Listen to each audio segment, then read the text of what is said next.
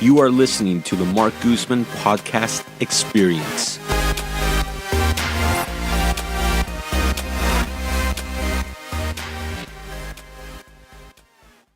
Before we get started, just a reminder that you can find all of my available rental properties on my website at marcguzman.com. If you own investment property, click on the Owner Services section to see our complete list of services. Thank you to our sponsor for today's episode, East Brother Beer. Located on Canal Boulevard in Point Richmond, East Brother Beer mixes classic brewing styles with precision and modern sensibility to create the perfect Bay Area craft beer. Ever wonder what the world looks like from above? Usually you need to be looking out a small airplane window to get that kind of view. Photographer Steven Lowenson can provide that view for you right from his Instagram page. Aptly titled, People Look Like Ants, Steven uses his drone to capture the Bay Area from above, providing one of the more unique perspectives out there. Today, we talk about what inspired him to take to the skies and what he discovered about the Bay Area from 400 feet above. Yeah, so, Steve, how do I pronounce your last name? Lowenson. Lowenson. Okay, Perfect. Okay, well, Steve, welcome to the podcast, and thanks for doing this. And I know we're here doing Skype, so where are you at right now? I'm in my office it's a little cottage in our backyard in Oakland, California. Very cool. Yeah. Very cool. How's the weather in Oakland? I'm in Pinole. Usually the weather's about the same, but sometimes it might be a little bit cooler in Oakland. Yeah, it's pretty warm. It's probably 70s right now. Yeah. Okay. Now, you grew up in Oakland, right? That's correct. Born and raised. Yeah, so what was your experience like growing up in Oakland, and why do you love it so much to the point where you still live there? Yeah, I've never lived anywhere else really, but I've traveled a lot, and I really think Oakland is a pretty special place. I love the diversity here, and there's a lot of just cool stuff going on with the arts and music. And as well as just kind of the geography, the weather. I love hiking, and it's great to be able to kind of live in the city and be able to go up to the hills or go to the beach.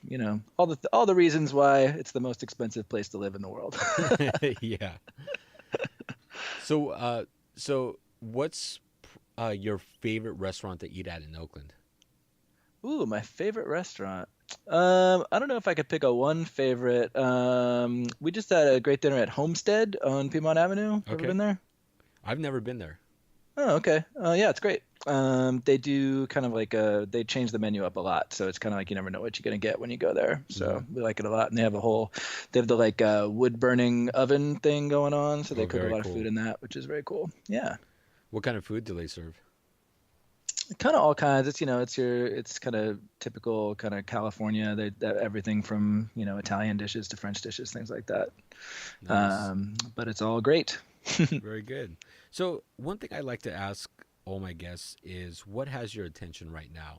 What's it could be a book, it could be a movie, it could be a museum, something that's got your attention. What's catching your eye right now?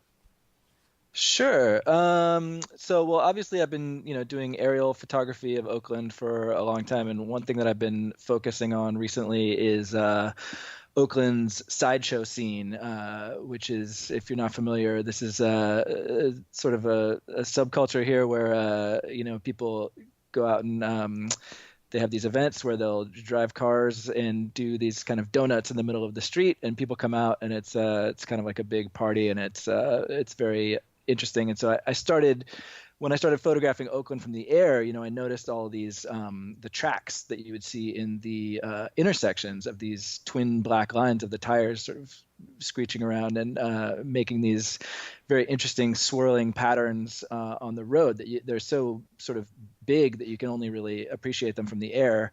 And I found them really kind of beautiful, and I got interested in sort of seeing how they were made. And so through my Instagram account, I started posting the pictures of the donut marks on the street, and I started contacting some people who were in this scene, and I was able to get photos and video of actual sideshows happening live, which is something I don't know that it's ever been done. So that's something that I've been really interested in recently. And the these things are, if you look at the photos or video on my Instagram feed, they look kind of incredible from the air. You see these cars just kind of spinning in these circles and making these patterns on the road, and it's I don't know. I think it's beautiful, and people have. It's sort of a controversial thing because obviously there's some people don't like the sideshow thing, but Well, I I don't was know. just going to bring that up because it's you bring a very unique perspective to it in that you're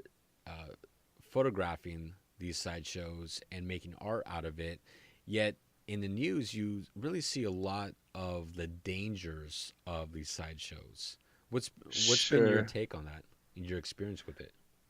Yeah, I mean, I consider myself sort of just, I'm just trying to document this. So I don't know if it's really my place to come up with a sort of a value judgment on whether it's right or wrong to have sideshows or not. But what I will say is that, I think there is an artistry to it. If you look at these patterns from the air, they are beautiful. And, the a lot of the sort of danger around sideshows is actually from, in my opinion, from the police actions that come around around that. I think the only sort of a lot of the worst things that have happened have been because of police chases after sideshows, not the sideshows themselves, Oh, which tend to really? be, maybe not particularly safe, but not especially, people are there, they know what's going on. So, yeah, that's my take on it.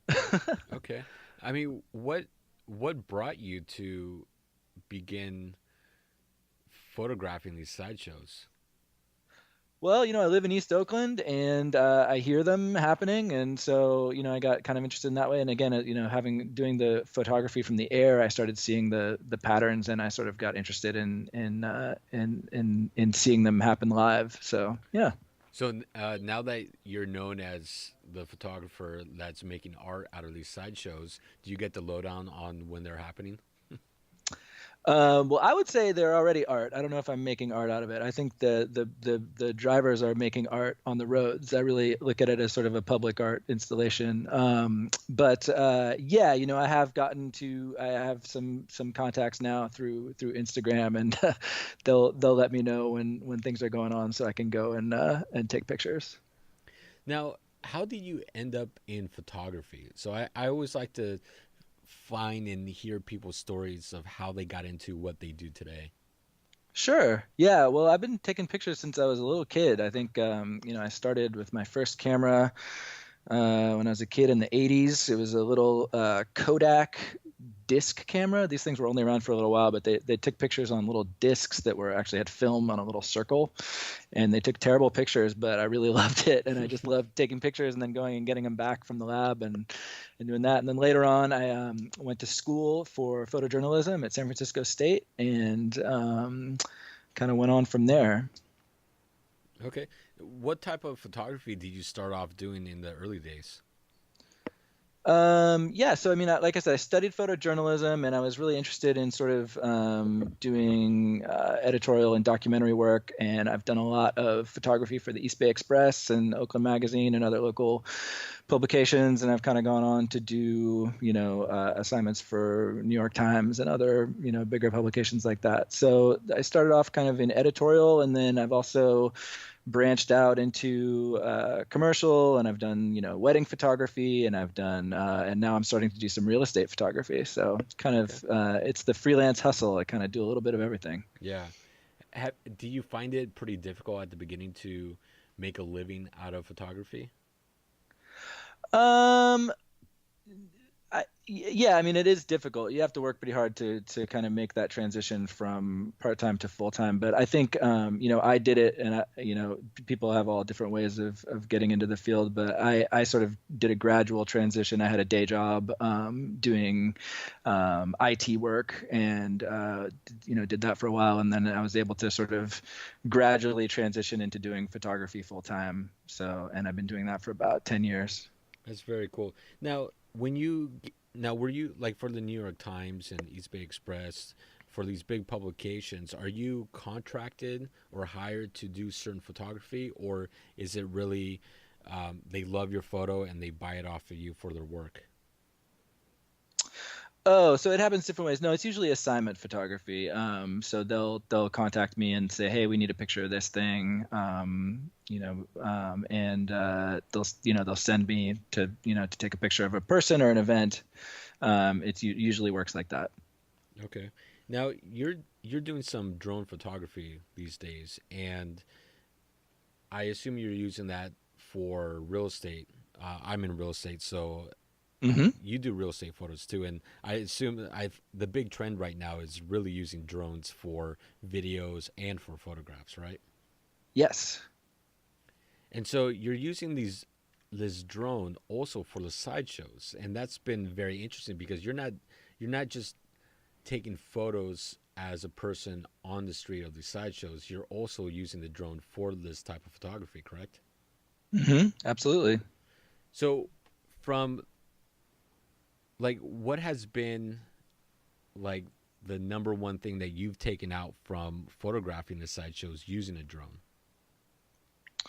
I think, one thing that's just interesting is this, astronauts talk about sort of the overview effect when you're looking at something happening down on the Earth from way up above. Whatever is happening down there, it takes on a sort of peacefulness or sort of stillness, even so when you're on the ground, when you're at a sideshow, I can attest to this. It's very chaotic and loud and crazy, but when you look at it from above, it's almost like a dance, and you see kind of the beauty of it in a very different way. So that's been really interesting to see because things look so different from that perspective. Hmm. Now, when you're taking photos, there's more than, I mean, it's an art form for you. There's skill, there's methods. It's not simply just taking the photograph. What are some of the Hmm. methods that you use to capture the moment? Right. Well, yeah, it's interesting. I think doing drone photography is really tricky because you're kind of doing two things at once. You're actually remote control flying an aircraft and you're taking pictures with a camera at the same time. So both of those things have to be pretty automatic. You have to be pretty comfortable doing both of them at the same time in order to do it well. So, just having a lot of experience, like I said, doing photography for 10 years, I've, everything about sort of exposure, controlling, ISO and shutter speed and aperture and things like that. I don't really have to think about it. So that sort of frees up more of my brain to to fly the thing and focus on getting, cool compositions or interesting types of shots. But, it's great because it's, basically I think of it as just a flying camera. It's like it's a camera that can just go anywhere. So you can do all the same things. I do sort of slow shutter speed things and let things blur, or I'll do really fast shutters, or I'll do long exposures and all kinds of fun photography techniques. But to do it from the air and to get these crazy angles is really fun. It's sort of liberating. Hmm. Did it take you a long time to learn how to fly a drone? I've never flown one myself, so I've heard mixed stories. I've heard people learn it pretty quickly, and some take a while to learn it.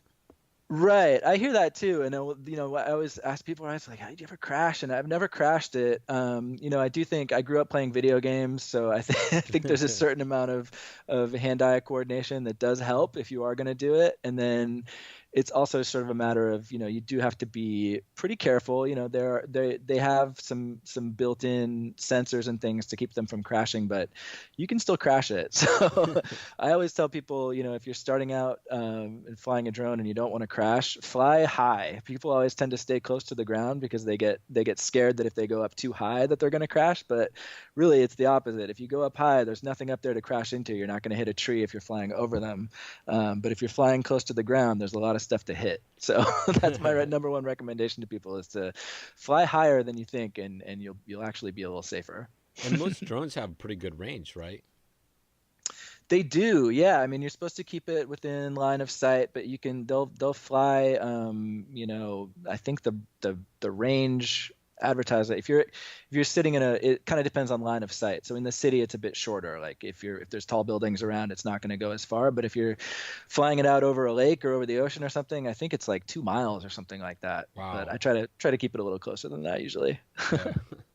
So when doing these drone shots, what's been some of the more memorable things that you've seen? Wow. I mean, a lot of stuff has been really kind of fun to see. Some of the more memorable ones. I was out shooting near the port the other night, and I was shooting some footage of these giant machines putting putting old cars and scrap metal onto a conveyor belt to kind of be recycled. And I was getting these cool shots. And while I was there doing that, some guys started doing donuts on 7th Street by the port. And so I went over to shoot that. And then while they were doing that, the police came, and then there was a little bit of a chase, and I got a little bit of footage of that. So it's great because once you fly up there and you don't really know what you're going to get. So you might go up to shoot one thing and discover something completely different. But there's been a lot of stuff that's been really neat. Like you get these kind of lucky events. Like I was taking a shot of the cathedral down by Lake Merritt. And I was shooting some video of it, and right as I was about to hit the record button to stop recording, this seagull flew right across the frame, and it was just gorgeous, and it was just neat to see. And it was something completely unplanned and unexpected. Okay, now using this drone, I'm sure you've seen some amazing views of the Bay Area. In your opinion, Yes. What's been the best aerial view of the Bay Area? Whew, man, it's so hard to pick one. I mean, and I'm always discovering new ones. I would say, I love to get views of the eastern span of the Bay Bridge. So I like to go out to Treasure Island or Yerba Buena Island sometimes, and fly over the near the bridge and get footage of that. I also love you can go up to the hills and fly from like Grizzly Peak and get really high above the East Bay and see the hills and things like that. Noland Park is a great place that's kind of a lot of people don't know about, kind of near the zoo. There's this area with some hiking trails that have really incredible views. And I actually shot a really neat time lapse, not even with a drone, but just with a camera on a tripod of kind of the whole East Bay, because you can see everything from kind of the airport to downtown, and that was a really great view. So I recommend all of those if you have a chance to go. Very cool.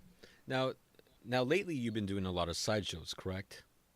Like sideshow photography? Yeah. What That's other kind of on and off. It kind of depends on when they happen, and it's Yeah. not totally up to me. So yeah, if I hear of one, I'll usually try to go shoot it.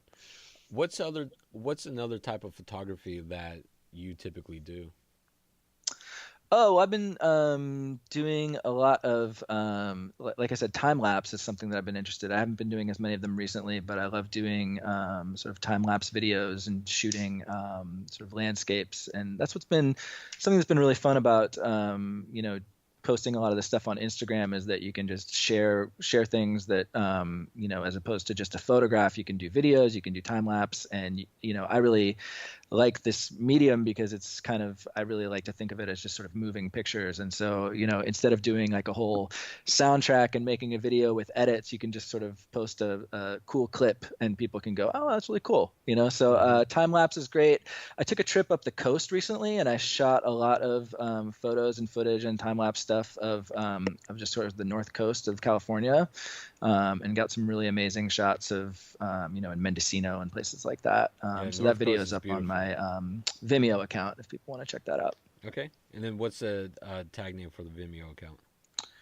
Oh, it's under my username is El Stevedore. I'll send you a link. You can put it in the show notes. Yeah, perfect. Yeah, we'll go ahead and do that. So you use social media quite a bit to get to expose the public to your work, right? Yeah, although I'll say I'm not a social media expert by any means, and honestly, when I started out doing it, I was pretty uneducated on how how to go about promoting yourself on social media. So for the first 6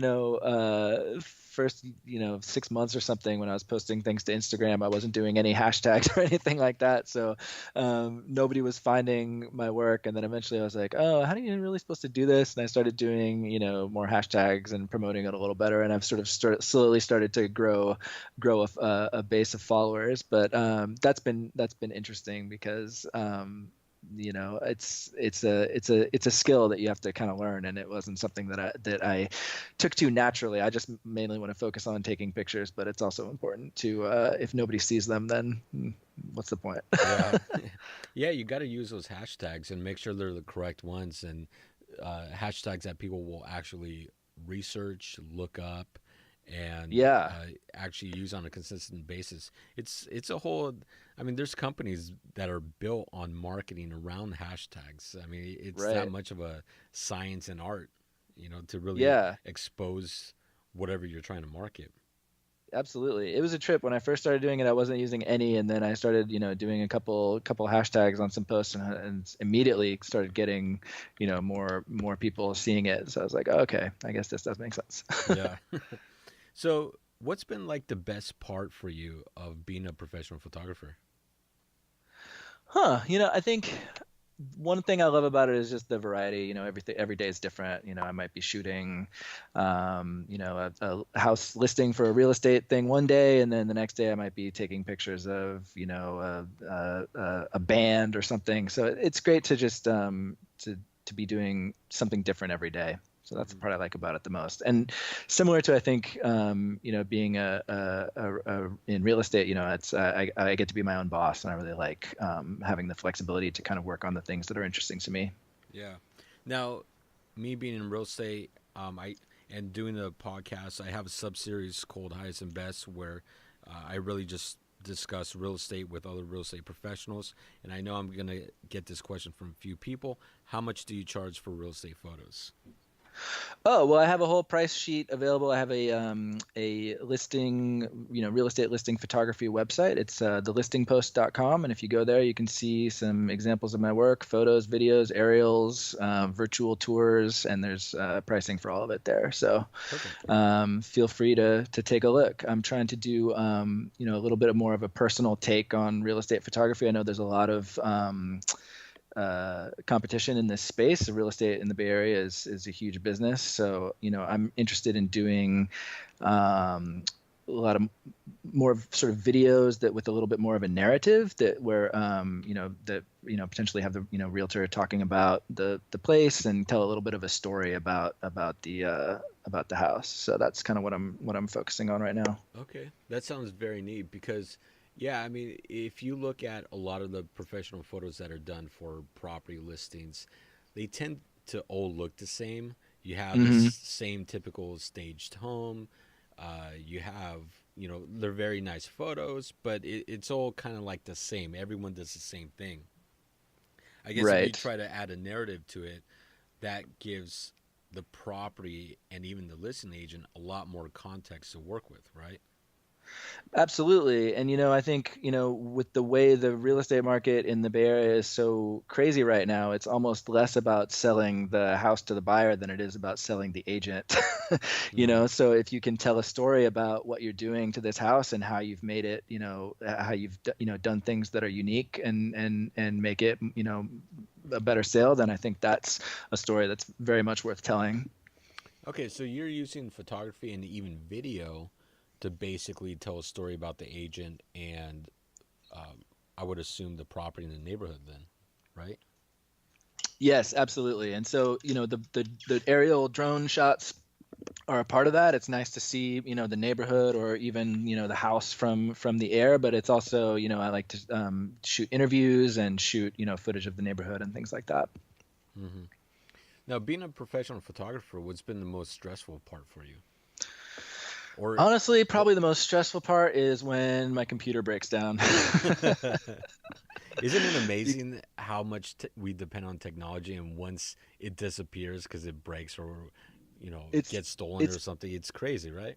absolutely. I mean, it's I have a little office, like I said, in our backyard in a little separate building, and so I have a big, powerful computer workstation that I do basically everything on. But it's like that's the total like nerve center of my whole operation. If it's not working, I basically I can't deliver work to clients. I can do email and things like that, but I can't like actually process any photos or videos or anything. So it kind of brings everything to a standstill. So fortunately, I have a background in computers, so I'm able to normally, keep things humming along pretty well, and I I'm very diligent about my backups and disaster recovery plans and things like that. But every once in a while there'll just be a glitch, and Photoshop won't start, and you have to figure out why, and it's incredibly frustrating and stressful, especially when you're on a deadline.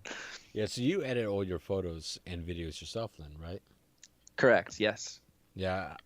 Yeah, I've heard of some photographers really just taking the photos and sending it off to editors and letting them take care of it. But you do both. Yeah, I've tried that in the past, especially for big jobs when there's a huge volume of photos, like for a wedding or something like that. And some of those companies do an okay job, but I've always find that I end up sort of redoing a lot of their work myself because I didn't exactly like what they did. And for me, it's very important that every picture I put out into the world is looks as good as it can and the way I want it to. So it's hard for me to kind of give up that control to someone else and say, oh, let's see what you do with it. It's editing, I think, is kind of or post processing, I should say, for photos and videos is a huge part of the game. And so what percentage, like if you look at a photo and it's an amazing piece of art, what percentage of that is post edit? It depends on the photo. Honestly, some photos you shoot and they come out of the camera looking pretty great, and I do minimal edits. I'll just put some basic color correction and maybe some dodging and burning here and there, and call it done, and it looks great. And then other times, it's a huge part of it. A lot of times for real estate, you're compositing multiple photos into one, and you're doing all kinds of much more intensive post processing stuff, and it's more like 50% of the job. So, it varies a lot depending on the photo. And then with video, it's a whole other thing because, video editing is so much more time consuming, and you have the whole aspect of sound design, and you have to think about music, and you have to think about the narration, and you have to think about how it all fits together. So it's much more complicated. And do you spend a lot of time doing the color correction too? Because I know that's a big process in itself, right? I do, yeah, and it's important to calibrate your monitor and really know what you're getting, because it's if you don't color correct, I'm sure everyone's had the experience of taking a picture with their phone or even with the digital camera, and you get it on your computer and everything looks orange or blue, and the people in your picture look like Smurfs or Oompa Loompas. It's not good, and you need to so you need to like figure out how to make it look normal. So yeah, that's very important. Mm-hmm. So where do you see yourself in the next 5 to 10 years as far as your photography business? Great question. I got a lot of projects that I'm really excited about working on. I'm still, I have an art show opening today, which is as we're recording this. So it probably, by the time this is released, it will probably be over, but it may still be up. It's going to be at Awaken Cafe on Telegraph Avenue in Oakland. They're going to be showing some of my aerial photos of Oakland. So that's, part of the whole First Friday thing. So that'll open up today on August 3rd, and when does it close? It's closing in September, so they'll be up for the whole month of August. If this ends up airing this month, people can go check it out. Yeah, it is. We'll have the podcast up probably next week. Oh, perfect. Great. Yeah. So they'll definitely be up for the rest of August. So if people are in the neighborhood and stop by Awaken Cafe and see some prints and maybe even take one home. Nice. And I'm also I'm excited about doing more video stuff. I have this sort of project that I've been slowly working on for a long time. That's sort of a time-lapse short film about the Bay Area. So it's sort of, the idea is to show a day in the life of the Bay Area sort of over a whole day, and but it would be comprised of multiple time-lapse footage and music and all that. So I'm working on that right now.